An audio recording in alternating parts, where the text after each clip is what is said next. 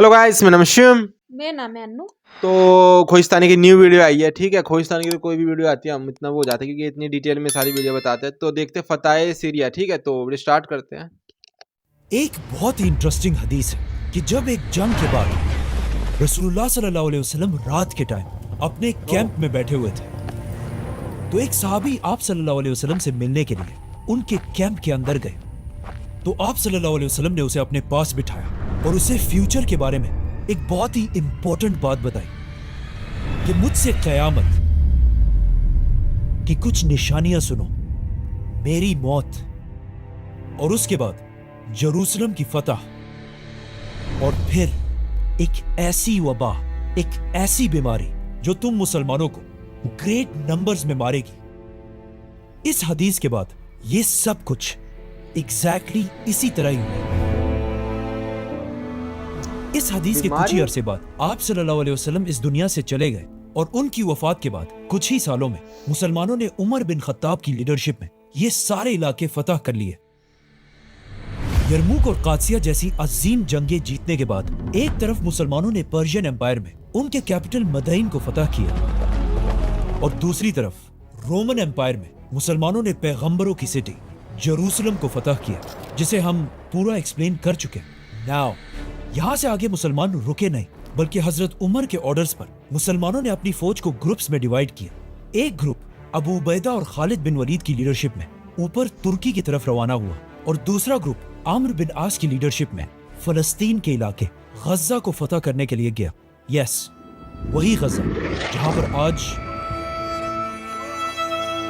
खालिद बिन वलीद और Abu Ubaida full speed आगे बढ़ रहे थे और बहुत सारी छोटी छोटी जंगों के बाद मुसलमानों ने ये सारा इलाका भी फतह कर लिया।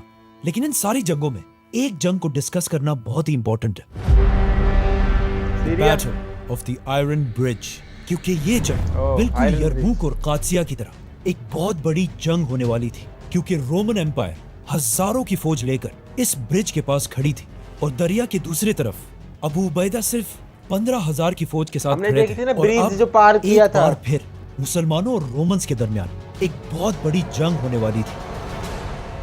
लेकिन एक मिनट, अगर ये इतनी एक बड़ी जंग तो हमने आज तक इसके बारे में कुछ सुना क्यों नहीं है? क्योंकि ये जंग शुरू होने से पहले ही खत्म हो गई।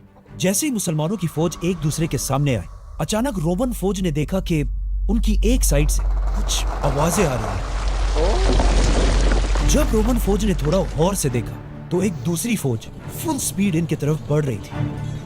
एंड ऑफ कोर्स ये फौज कौन लीड कर रहा था? खालिद बिन वलीद।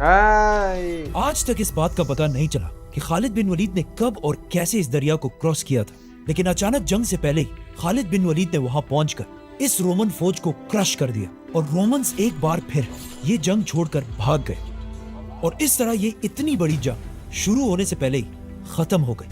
ये जंग सीरिया में मुसलमानों की आखिरी जंग थी और इस जंग के बाद मुसलमानों ने हमेशा के लिए पूरे शाम को फतह कर लिया। अब मुसलमानों की खिलाफत का कंट्रोल सीरिया, फलस्तीन, जॉर्डन और लेबनान तक फैल चुका था, जिसके बाद मुसलमानों के आर्मी चीफ अबू उबैदा यहीं पर रहे और खालिद बिन वलीद अकेले अपनी फौज के साथ पहली बार रोमन एम्पायर के मेन हेडक्वार्टर तुर्की में दाखिल हुए और बहुत तेजी से रोमन एम्पायर की कैपिटल कॉन्स्टेंटिनोपल, इस्तांबुल की तरफ बढ़ने लगे।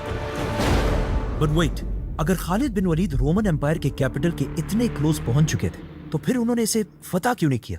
बल्कि ये सिटी तो इससे 800 साल बाद एक दूसरे बादशाह सुल्तान मोहम्मद फातेह ने फतह की थी। क्योंकि जैसे ही खालिद बिन वलीद तुर्की में दाखिल हुए, यहाँ पर एक बहुत बड़ा मसला हुआ। हजरत उमर रज़ियल्लाहु अन्हु ने खलीफा बनते ही खालिद बिन वलीद को उनके पोस्ट आर्मी चीफ के ओहदे से हटा दिया था, लेकिन अब भी मुसलमान खालिद बिन वलीद को बाकी सारे जनरल से बहुत ज्यादा पावरफुल समझते थे, क्योंकि अब भी कुछ नए मुसलमान ये समझते थे कि आज ये खिलाफत राशिदा जहां भी है सिर्फ खालिद बिन वलीद की वजह से है। और हजरत उमर को ये बात बिल्कुल भी पसंद नहीं थी और वो सबको ये दिखाना चाहते थे कि ये खिलाफत मेरी या खालिद की वजह से नहीं, बल्कि अल्लाह की वजह से कायम है। इसके अलावा एक मसला ये भी था कि इससे कुछ ही अरसा पहले एक दिन खालिद बिन वलीद कहीं बैठे हुए थे और एक शायर ने उनके सामने कुछ अशार पढ़े, तो खालिद बिन वलीद ने खुश होकर उस शायर को 10,000 दरहम दिए। लेकिन अब मसला ये था कि हजरत उमर ने मुसलमानों की फौज में अपने जनरल्स को कंट्रोल में रखने के लिए हर जगह जासूस बिठाए हुए थे। ये जैसे हमने खालिद बिन story वलीद ने उस सुनी। शायर को पैसे दिए, वहां बैठे हजरत उमर के एक जासूस ने फौरन ये खबर मदीना में खलीफा तक पहुंचाई। हजरत उमर को ये बात बिल्कुल पसंद नहीं आई कि हम यहाँ मदीना में बिल्कुल एक सादा और आम जिंदगी गुजार रहे हैं और हमारे जनरल्स वहाँ ये सब कर रहे हैं। और हजरत उमर को इस बात का भी डर था कि कहीं खालिद बिन वलीद ने उस शायर को ये पैसे मुसलमानों के माले गनीमत से ना दिए हों। तो फौरन हजरत उमर ने मदीना से एक letter army chief Abu Ubaida की तरफ भेजा। ये बहुत ही एक खतरनाक लेटर था जिसमें हजरत उमर ने 3 ऑर्डर्स दिए थे। नंबर 1, जनरल खालिद बिन वलीद को एमेसा के सारे मुसलमानों के सामने पेश किया जाए और फिर सबके सामने उनसे ये पूछा जाए कि उन्होंने उस शायर को ये 10,000 दरहम अपनी जेब से दिए हैं या मुसलमानों के बैतुल माल से। अगर अपनी जेब से दिए हैं तो ये बिल्कुल फजूल खर्ची है, और अगर बैतुल माल से दिए हैं तो ये इस एम्पायर के साथ खयानत है। दोनों सूरतों में खालिद बिन वलीद को फौज से डिसमिस करना जायज है। नंबर 2, खालिद बिन वलीद इस ऊपर वाले क्वेश्चन का जो भी जवाब दे उसे मुसलमानों की फौज से डिसमिस कर दिया जाए। नंबर 3, और डिसमिस करने के बाद उसे फौरन मुसलमानों के कैपिटल मदीना में मेरे पास भेजा जाए। अब यहाँ पे प्रॉब्लम ये थी कि खालिद बिन वलीद की पर्सनैलिटी से तो वापिस रोमन आए और थे पर्शियन वो। एम्पायर के बादशाह भी कामते थे। तो अब हजरत उमर को इस काम के लिए एक ऐसे इंसान की जरूरत थी जो खालिद बिन वलीद जैसे पावरफुल आदमी का भी हिसाब ले सके। और इस काम के लिए हजरत उमर ने एक बहुत बड़ा सहाबी मुअज्जिन रसूल बिलाल रज़ियल्लाहु तआला अन्हु को चूज किया। बिलाल रज़ियल्लाहु तआला अन्हु कोई आम सहाबी नहीं थे। बिल्कुल उन्होंने बिल्कुल। इस्लाम बहुत ही सख्त टाइम में कबूल किया था जब वो एक गुलाम थे और उनके मालिक उन पर बहुत सख्त जुल्म वो किया जो करते है थे, गुलाम थे। लेकिन फिर भी वो इस्लाम से पीछे नहीं हटे। तो इसीलिए हजरत उमर ने खालिद बिन वलीद जैसे बड़े जनरल को कन्फ्रंट करने के लिए बिलाल रज़ियल्लाहु तआला अन्हु को भेजा। तो अब खलीफा के ऑर्डर को पूरा करने के लिए आर्मी चीफ अबू उबैदा ने होम सिटी के सारे लोगों को जमा किया और खालिद बिन वलीद को भी यहीं आने का हुक्म दिया। खालिद बिन वलीद ने यहाँ पहुंचकर ये महसूस किया कि कुछ तो गड़बड़ जरूर है, क्योंकि अबू उबैदा अपना सर नीचे करके बिल्कुल खामोश बैठे थे और इस पूरे महफिल में बिल्कुल एक पिन ड्रॉप साइलेंस थी। तो खालिद बिन वलीद आकर अपनी जगह पर बैठे और सामने बिलाल रज़ियल्लाहु तआला अन्हु भी बैठे थे। तो हजरत बिलाल रज़ियल्लाहु तआला अन्हु ने बहुत वेट किया कि अब अबू उबैदा कुछ बोलेंगे, अब कुछ बोलेंगे, लेकिन काफी देर गुजरने के बाद भी अबू उबैदा बिल्कुल खामोश रहे। तो हजरत बिलाल रज़ियल्लाहु तआला अन्हु को समझ आ गई कि अबू उबैदा बहुत ही एक सॉफ्ट इंसान है और उन्होंने खालिद बिन वलीद के साथ बहुत सारी जंगें लड़ी थी और दोनों बिल्कुल भाइयों की तरह एक दूसरे के करीब थे। तो आखिर हजरत बिलाल इस महफिल में खड़े हुए और वहां सबके सामने खालिद बिन वलीद से पूछा कि ए खालिद, हमारे खलीफा उमर बिन खत्ताब ये जानना चाहते हैं कि तुमने जो 10,000 दरहम उस शायर को दिए थे वो तुमने अपने पैसों से दिए थे या मुसलमानों के बैतुल माल से।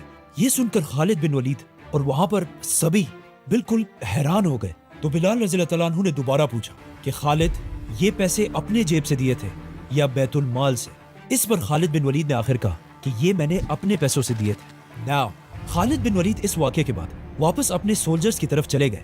यहाँ पे एक बात नोट करना लाजमी है कि उस जमाने की दुनिया में स्लेव्स और स्पेशली ब्लैक स्लेव्स को बिल्कुल जानवरों की तरह ट्रीट किया जाता था। लेकिन अब जब एमेसा में एक फॉर्मर ब्लैक स्लेव उस वक्त के सबसे ताकतवर जनरल को कन्फ्रंट कर रहा था, वहाँ के लोग ये सब देखकर बहुत ही हैरान थे। लेकिन इस सब से ये क्लियरली पता चलता है कि रसूलुल्लाह सल्लल्लाहु अलैहि वसल्लम ने अपने आखिरी खुतबे में जो बात कही थी कि किसी वाइट को किसी ब्लैक पर और किसी अरबी को किसी अजमी पर कोई फोकियत हासिल नहीं।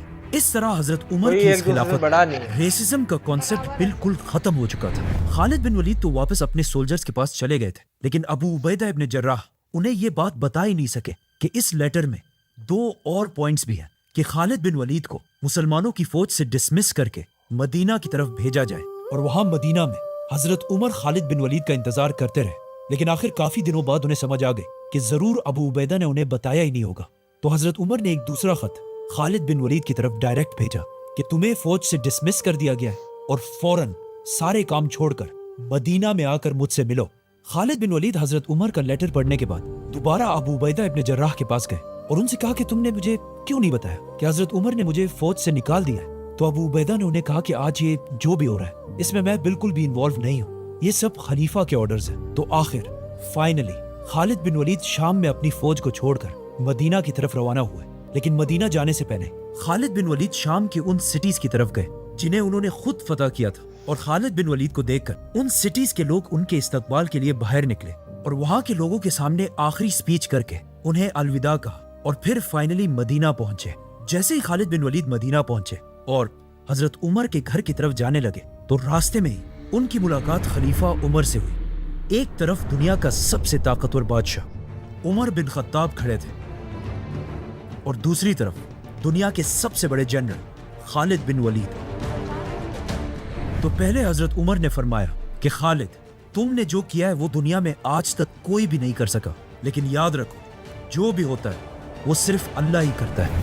یہ ان دو گریٹ پرسنالٹیز کے درمیان ایک بہت ہی فرینک ڈسکشن تھی جس میں خالد بن ولید نے حضرت عمر سے کہا کہ آپ نے میرے ساتھ جو یہ کیا ہے اچھا نہیں کیا. تو حضرت عمر نے اسے کہا کہ پہلے مجھے یہ بتاؤ تمہارے پاس اتنے پیسے کہاں سے ہیں کہ تم نے ایک شاعر کو 10,000 درہم دیے. تو خالد بن ولید نے انہیں کہا کہ یہ تو میں نے اپنے پیسوں سے دیے.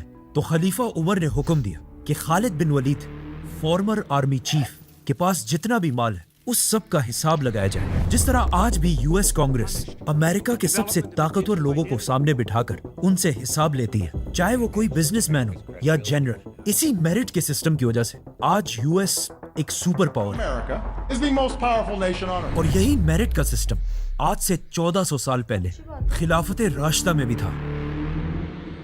حضرت عمر رضی اللہ تعالیٰ عنہ کے آرڈرز پہ بڑے صحابہ کے ایک گروپ نے خالد بن ولید کے مال کا حساب لگایا اور انہیں پتا چلا کہ خالد بن ولید کا حساب کتاب بالکل کلیئر ہے. اس سب کے بعد حضرت عمر نے خالد بن ولید سے کہا کہ خالد، میرے دل میں تمہارے لیے بہت عزت ہے، لیکن پھر بھی حضرت عمر نے خالد بن ولید کو فوج سے نکال دیا اور ساتھ ہی اپنے سارے گورنرز کو یہ لیٹرز پہنچائے کہ میں نے خالد بن ولید کو کسی خیانت پر نہیں بلکہ اس بات پر فوج سے ہٹایا ہے کیونکہ اب بھی بہت سارے مسلمانوں کے دلوں میں یہ بات تھی کہ مسلمان ساری جنگیں صرف خالد بن ولید کی وجہ سے جیتتے ہیں اور میں یہ دکھانا چاہتا تھا کہ جنگیں صرف اور صرف اللہ کی مدد کی وجہ سے جیتی جاتی ہیں.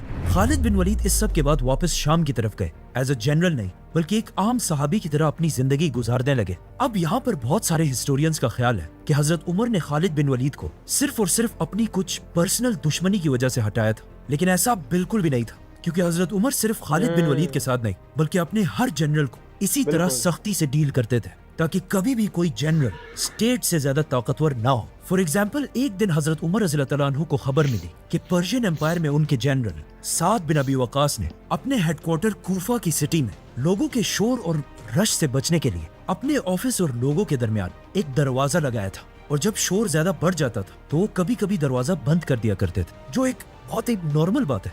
لیکن جب مدینہ میں خلیفہ عمر کو اس بات کا پتہ چلا تو انہوں نے سوچا کہ یہ تو ہمارا جنرل اپنے آپ کو عوام سے اوپر سمجھ رہا ہے. تو انہیں بہت غصہ آیا کیونکہ خلافت کا نظام یہ تھا کہ جنرلز کا دروازہ ہمیشہ عوام کے لیے کھلا رہنا چاہیے. تو فوراً حضرت عمر نے اگین ایک بہت بڑے صحابی کو مدینہ سے پرشین امپائر میں کوفہ کی طرف بھیجا اور اسے حکم دیا کہ جا کر جنرل سعد بن ابی وقاص کے دروازے کو پہلے نکالو، پھر اس کے ٹکڑے ٹکڑے کرو اور پھر اسے آگ لگا دو. اس صحابی نے جا کر ایسا ہی کیا اور اس واقعے کے کچھ ہی عرصے بعد حضرت عمر نے سعد بن ابی وقاص کو بھی بغیر کسی وجہ کے جنرل کی پوسٹ سے ہٹا دیا. اور وجہ اگین وہی تھی کہ کوئی بھی جنرل مسلمانوں کی سٹیٹ سے پاورفل نہ ہو جائے. اور اس کے بعد اگین حضرت عمر نے ایک دوسرے جنرل مغیرہ بن شعبہ کی طرف بھی لیٹر بھیجا کہ تم ذرا مدینہ ہو، میرا تمہارے ساتھ ضروری کام ہے. ان شورٹ حضرت عمر رضی اللہ تعالیٰ عنہ کی خلافت میں انہوں نے اپنے کسی بھی جنرل اور گورنر کو اپنی پوسٹ پر زیادہ عرصہ رہنے نہیں دیا اور یہی حضرت عمر کی خلافت کی سب سے بڑی کوالٹی تھی. ناؤ خالد بن ولید تو مسلمانوں کی فوج کو چھوڑ کر چلے گئے، لیکن اب فائنلی رسول اللہ صلی اللہ علیہ وسلم کی کہی ہوئی حدیث کے پورے ہونے کا ٹائم آ چکا تھا. جیسے ہی مسلمان اپنی طاقت کی پیک تک پہنچے، اچانک آؤٹ آف نو ویئر مسلمانوں کی اس خلافت پر دو بڑی مصیبتیں آئیں. مسلمانوں کے سیریا میں ایک بیماری طاعون آہستہ آہستہ پھیلنے لگی اور یہاں عرب میں ایک بہت بڑا قحط آیا اور اگلے 9 مہینے تک بارشیں نہ ہونے کی وجہ سے عرب کی ساری فصلیں اور کھانے پینے کی چیزیں تباہ ہو گئی اور آہستہ آہستہ حالات اتنے سخت ہوئے کہ عرب کے لوگ کھانے پینے کی چیزوں کے لیے بھی ترسنے لگے. کہ کہا جاتا ہے کہ عرب کے لوگوں کی شکلیں بالکل راکھ کی طرح بلیک ہو گئی اور اس قحط کی وجہ سے انسانوں کے ساتھ ساتھ جانوروں کے جسم بھی بالکل سوکھ گئے. اب جب عرب کے لوگ اتنی مشکل میں تھے تو ان سب کو پتا تھا کہ اب صرف ایک ہی انسان ان کی مدد کر سکتا ہے، خلیفہ عمر بن خطاب. تو وہ سب جمع ہو کر حضرت عمر کے پاس آ کر ان سے فریاد کرنے لگے کہ آپ ہمیں ان مشکل حالات سے نکال سکتے ہیں۔ حضرت عمر اس سے پہلے ہی پرشین امپائر کی کیپٹل کو فتح کر چکے تھے، جس کے بعد مسلمانوں کے بیت المال میں اتنا سونا پڑا ہوا تھا کہ مدینہ دنیا کے سب سے رچ سٹیز میں سے ایک تھی، لیکن اس سونے سے خریدنے کے لیے پورے عرب میں کھانے پینے کی کوئی چیز تھی نہیں۔ حضرت عمر اس قحط کی وجہ سے اتنی ٹینشن میں تھے کہ انہوں نے مسلمانوں کے یہ حالات دیکھ کر یہ قسم کھائی کہ میں بھی تب تک گوشت، دودھ اور گھی کو ہاتھ نہیں لگاؤں گا جب تک ان عام لوگوں کو بھی کھانے کی یہ ساری چیزیں مل نہ جائے۔ آہستہ آہستہ اس قحط کی وجہ سے حالات اتنے خراب ہوتے گئے کہ مجبوراً حضرت عمر نے ایک بہت ہی امپورٹنٹ آرڈر دیا کہ اگر اس قحط کے دوران کوئی شخص اپنی بھوک کو مٹانے کے لیے کسی سے چوری کرے تو اس کے ہاتھ نہیں کاٹے جائیں گے۔ اب جب پورا عرب مدینہ کے دروازے کے سامنے کھڑا تھا اور یہی مدینہ ان کی آخری امید تھی، تو حضرت علی رضی اللہ عنہ نے حضرت عمر سے کہا کہ مجھے پتا ہے کہ حالات تو بہت سخت ہیں، لیکن اگر دیکھا جائے یہ تاریخ میں پہلی بار ہوا ہے کہ پورا عرب ایک جسم کی طرح یونائٹ ہو کر مدینہ کو ہی اپنا کیپٹل سمجھنے لگا ہے۔ ناؤ جب عرب میں کھانے پینے کی ساری چیزیں ختم ہو گئی تو حضرت عمر نے آخر عرب سے باہر اپنے سارے جنرلز کی طرف لیٹرز بھیجے، اور ان سب لیٹرز میں ایک ہی بات لکھی تھی کہ کیا تم جنرلز مجھے اور میرے ساتھیوں کو ہلاک ہوتے ہوئے دیکھ سکو گے جبکہ تم سب وہاں آرام سے رہو، جس پر وہاں سارے جنرلز کو سمجھ آ گئی کہ اب عرب کے حالات بہت ہی خراب ہو چکے ہیں۔ تو جنرل عمر بن عاص نے حضرت عمر کی طرف لیٹر بھیجا کہ آپ بالکل ٹینشن نہ لیں، ہم آپ کی طرف ایسے قافلے بھیجیں گے جن کا ایک اینڈ مدینہ میں اور دوسرا شام میں ہوگا، اور اسی کے ساتھ کھانے پینے کی چیزوں سے بھرے ہوئے ہزاروں کیملز سارے علاقوں عراق، سیریا، فلسطین سے مدینہ کی طرف روانہ ہوئے، اور صرف یہی نہیں، 20 بڑے بڑے جہاز سمندر کے راستے بھی فل لوڈڈ مدینہ کی طرف روانہ ہوئے۔ مدینہ میں عرب کے سارے لوگ جو بالکل بھوک کی وجہ سے خراب حالت میں بیٹھے ہوئے تھے، اچانک انہوں نے دیکھا کہ ہر طرف سے ہزاروں اونٹ کھانے پینے کی چیزیں لے کر ان کی طرف بڑھ رہی تھی، اور اس طرح عرب کے لوگوں نے پہلی بار مدینہ اور حضرت عمر کی طاقت کو اپنی آنکھوں سے دیکھا۔ اور اس واقعے کے بعد عرب نے کبھی بھی مدینہ کے سامنے کھڑے ہونے کی کوشش نہیں کی۔ ان قافلوں کے آنے کے بعد بھی قحط ختم نہیں ہوا اور اتنی ایکسٹریم تک پہنچا کہ ایک دن ایک غریب عرب نے جب کھانے کے لیے ایک بکری کو ذبح کیا تو اس بکری سے بہت کم گوشت اور صرف ہڈیاں ہی نکلی۔ تو اس غریب آدمی نے غم سے چیخ کر بولا کہ آج اگر رسول اللہ صلی اللہ علیہ وسلم زندہ ہوتے تو یہ دن ہمیں نہیں دیکھنا پڑتا۔ کہا جاتا ہے کہ جب یہی غریب شخص اسی بھوک کے ساتھ رات کو سونے لگا تو اس نے خواب میں رسول اللہ صلی اللہ علیہ وسلم کو دیکھا، جس میں آپ صلی اللہ علیہ وسلم نے اس آدمی کو آرڈر دیا کہ عمر تک میرا سلام پہنچاؤ اور اسے یہ بتاؤ کہ عمر تمہیں کیا ہو گیا ہے، عقل سے کام لو۔ یہ آدمی نیند سے اٹھ کر سیدھا حضرت عمر کے پاس مدینہ پہنچا تو حضرت عمر کے غلام نے اسے روک لیا اور اس سے پوچھا کہ تم کون ہو؟ تو اس نے کہا مجھے جانے دو، میں رسول اللہ کا میسج لے کر آیا ہوں۔ یہ سن کر سب حیران ہو گئے کہ یہ کیسے ہو سکتا ہے، لیکن جیسے ہی اس نے حضرت عمر کو اپنے خواب کے بارے میں بتایا تو حضرت عمر سمجھ گئے کہ آپ صلی اللہ علیہ وسلم مجھے نماز استسقاء کے بارے میں یاد دلا رہے ہیں۔ یہ وہ نماز ہے جس میں اللہ سے بارش کے لیے دعا کی جاتی ہے۔ تو اسی کے ساتھ حضرت عمر نے اپنے سارے گورنرز کو یہ آرڈرز بھیجے کہ ہم سب پوری خلافت راشدہ میں ایک ہی دن ایک ہی ٹائم پر ایک ساتھ کھڑے ہو کر یہ نماز پڑھیں گے اور اللہ سے بارش کی دعا کریں گے۔ اور جیسے ہی عرب، شام، عراق، فلسطین کے سارے لوگ نماز کے لیے کھڑے ہوئے اور اللہ سے بارش کی دعا کی تو اس کے کچھ ہی ٹائم بعد اچانک بارش شروع ہو گئی اور اس طرح آہستہ آہستہ قحط کی یہ مصیبت ختم ہو گئی۔ لیکن اب جیسے ہی قحط کا یہ مسئلہ ختم ہوا تو at the same time Syria کی جو بیماری آہستہ آہستہ پھیل رہی تھی وہ اتنی اسٹرانگ ہو چکی تھی کہ سیریا کے ہر گھر میں لوگ اس بیماری سے مرنے لگے، اور آہستہ آہستہ یہ بیماری سیریا میں مسلمان آرمی کے کیمپس تک بھی پہنچی، جس سے بہت سارے مسلمان سولجرز شہید ہونے لگے۔ جب مدینہ میں حضرت عمر کو اس سب کا پتہ چلا تو انہوں نے فوراً ایک لیٹر آرمی چیف ابو عبیدہ کی طرف بھیجا اور انہیں فوراً مدینہ کی طرف آنے کا حکم دیا۔ اس لیٹر کو پڑھ کر ابو عبیدہ ابن جراح کو سمجھ آ گئی کہ حضرت عمر انہیں اس لیے بلا رہے ہیں تاکہ وہ بیماری سے انہیں بچا سکے۔ تو ابو عبیدہ نے حضرت عمر کو جواب دیا کہ میں اس مشکل ٹائم میں اپنے سولجرز کو اکیلا چھوڑ کر یہاں سے نہیں جا سکتا، اگر مجھے بھی ان کے ساتھ مرنا ہو تو میں یہی مروں گا۔ ابو عبیدہ کا یہ لیٹر जब मदीना में हजरत उमर तक पहुंचा तो वो इसे पढ़कर रोने लगे। तो लोगों ने पूछा कि क्या हुआ, कहीं अबू उबैदा वफात तो नहीं हो गए? तो हजरत उमर ने कहा कि नहीं, बल्कि मुझे खदशा है कि वो फौत होने वाले हैं। और एग्जैक्टली ऐसा ही हुआ। आर्मी चीफ अबू उबैदा के साथ साथ मुसलमानों की फौज के 25,000 सोल्जर्स इस बीमारी से शहीद हो गए। इन 25,000 में बहुत सारे सोल्जर्स वो थे जिन्होंने यरमूक जैसी अजीम जंग जीती थी, और इन्हीं सोल्जर्स ने पहली बार इस्लाम को पूरी दुनिया में फैलाने की शुरुआत की थी। इन 25,000 सोल्जर्स का शहीद होना उस वक्त इस्लामिक एम्पायर के लिए एक बहुत बड़ा धचका था। आर्मी चीफ अबू उबैदा ने अपनी वफात से पहले मुसलमानों का नया आर्मी चीफ माज बिन जबल रज़ियल्लाहु तआला अन्हु को नॉमिनेट किया था, जिसके बाद वो आर्मी चीफ तो बन गए, लेकिन कुछ ही अरसे बाद वो भी इस बीमारी से फौत हो गए। और उनके साथ सीरिया के बहुत सारे गवर्नर्स भी शहीद हुए, जिनमें से एक यजीद बिन अबी सुफियान भी थे, जो मुआविया बिन अबी सुफियान के भाई थे। तो अब इन सारे जनरल्स और गवर्नर्स के शहीद होने के बाद हजरत उमर ने इन इलाकों के लिए नए लीडर्स चूज किए, जिससे यंग मुसलमानों को चांस मिला कि वो सामने आकर लीडर्स बन सके। तो हजरत उमर ने सीरिया में मुसलमानों का नया आर्मी चीफ अमर बिन आस को बनाया और बाकी सिटीज के लिए गवर्नर्स भेजे, जिनमें से एक गवर्नर का नाम था मुआविया बिन अबी सुफियान, क्योंकि हजरत मुआविया के भाई यजीद बिन अबी सुफियान भी पहले एक गवर्नर थे। हजरत मुआविया इससे पहले आप सल्लल्लाहु अलैहि वसल्लम के आखिरी दौर में कुरान लिखने वाले सहाबा में से भी थे, और अब उनके भाई यजीद के फौत होने के बाद हजरत उमर ने उन्हें ही दमिश्क का गवर्नर बनाया। जैसे ही अमर बिन आस मुसलमानों की फौज के आर्मी चीफ बने तो उन्होंने एक जबरदस्त फैसला किया और मुसलमानों को हुक्म दिया कि ज्यादा एक साथ रहने के बजाय एक दूसरे से दूर जाकर रहो और एक दूसरे से मिलना जुलना बंद कर दो, जिस तरह कोरोना वायरस में पूरी दुनिया का सिस्टम था, 962 deaths from coronavirus in the past ताकि 24 ये बीमारी खुद ब खुद खत्म हो जाए। And it worked. Aahista Aahista कुछ ही अरसे में ये बीमारी सीरिया से खत्म हो गई। अब फाइनली मुसलमानों की दोनों बड़ी मुसीबतें, कहत और बीमारी, खत्म हो चुकी थी। तो हजरत उमर हालात को कंट्रोल करने के लिए खुद सीरिया की तरफ गए, और वहां उनकी मुलाकात नए आर्मी चीफ अमर बिन आस से हुई, जिन्होंने हजरत उमर के सामने एक नया प्लान रखा कि अब जब हमारे हालात ठीक हो चुके हैं तो हमें स्लो होने के बजाय आगे बढ़ना चाहिए और एक नए इलाके की तरफ जाना चाहिए, इजिप्ट। सब्सक्राइब।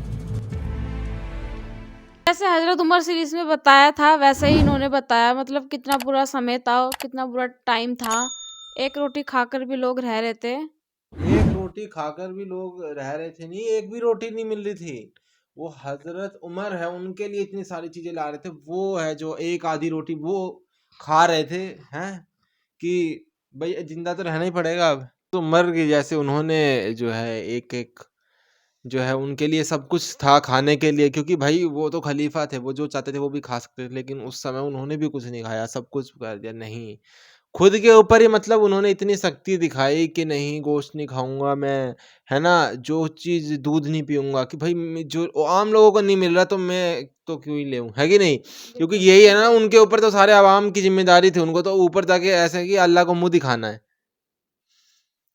बाद में वो सपना आया, वो उन्होंने बताया, और उसके बाद उन्होंने सब लोगों ने दुआएं करी। लेकिन मैं आपको एक बात बताना चाहता हूँ, जब मैं पिछले में हजरत उमर सीरीज में भी मैं बताना चाहता था, मैं भूल गया। जिस हिसाब से बिन वलीद है, जिस हिसाब से उनकी साथ जैसे हुआ, वो नहीं कह रहा मैं हटा दिया, वो सब नहीं, वो तो चलो वही खलीफा है, वो तो उन्होंने किया होगा, कुछ सोच के किया है, ठीक है, वो सब नहीं बोल रहा। मैं कह रहा हूँ जैसे उनकी डेथ हुई, वो थोड़े और सही तरीके से, मतलब और थोड़े सही तरीके से हो सकती थी, मगर वो उनकी मर्जी है ना। मगर वो तो खुश तो थे ही वो। मेरे को मतलब वो थोड़ा वो लगा कि उन्होंने इतनी इस्लाम के लिए उन्होंने इतनी जंगें लड़ी, उन्होंने इतना सब कुछ करा, तो उनको थोड़ा कुछ स्पेशल ट्रीटमेंट वगैरह, मतलब उनकी मौत मतलब और अच्छे तरीके से, मतलब समझ रहे हो कि शान और शौकत। मगर वही है कि वो इस्लाम के हिसाब से ही नहीं होता फिर, जैसे मैं बोल रहा हूँ, है ना। बिल्कुल। तो वही अब हमने क्योंकि इतना वो देखा है, तो हमको एक वो हो जाता है ना कि किसी ने इतना कुछ दिया है, उसको थोड़ा कम वो मिलना चाहिए, लेकिन फिर भी अब क्या करें। तो अब हजरत उमर है, उनकी जैसे डेथ हुई, पीछे से आ रहे वो नमाज पढ़ रहे, पीछे से किसी ने मार दिया, तो 25,000 जो मरे लोग हैं सैनिक, तो मिलते हैं नेक्स्ट वीडियो में। और कोई वीडियो हो तो आप हमको बताना, ठीक है। इंजीनियर साहब की या खोइस्तान या किसी और की हो तो हमको बताना, ठीक है। मिलते हैं नेक्स्ट वीडियो में। लाइक करें, सब्सक्राइब करें, ठीक है। बाय।